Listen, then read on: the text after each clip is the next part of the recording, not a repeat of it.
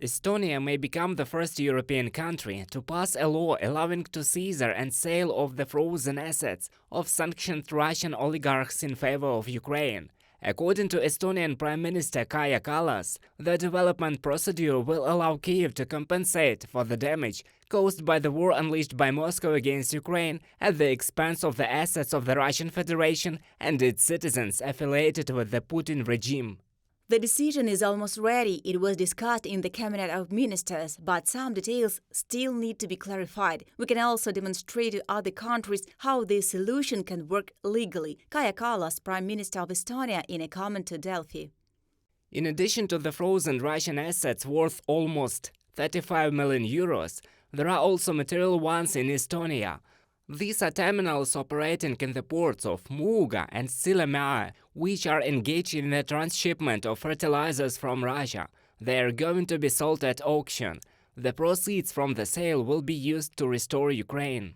The bottom line is that appropriate changes are being made to the legislation that allow for the confiscation of assets. If a private person or a state is implicated or involved in making the international crimes, violations of human rights, mass or other serious crimes, this mechanism has a legal basis and it is quite promising.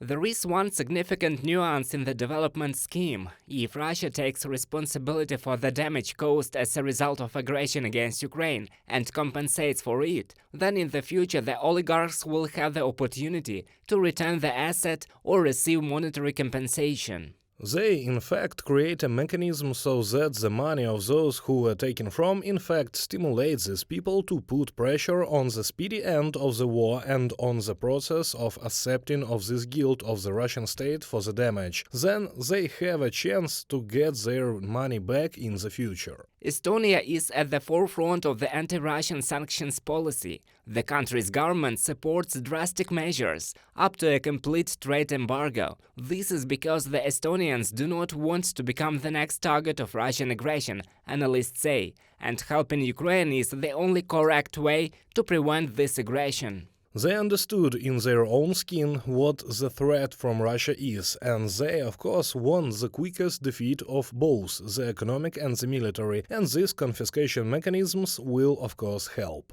The Estonian legal scheme for the use of Russia's frozen assets may be adopted by other countries, experts say. Lithuania, Latvia and Poland can be the first to use the experience of Estonia. Similar initiatives are being considered in Brussels. I think that these steps were calculated there, since we are still talking about the rule of law. But it is precisely with this that the caution with which the same European Union considers both very detailed and slow, one might say, in applying these mechanisms is connected, since the European Union wants to be sure that there will be no absolutely legal, let's say, what then the negative moments associated with this. Lawyers believe that the process of implementation and then execution of the orders may take months in Estonia itself.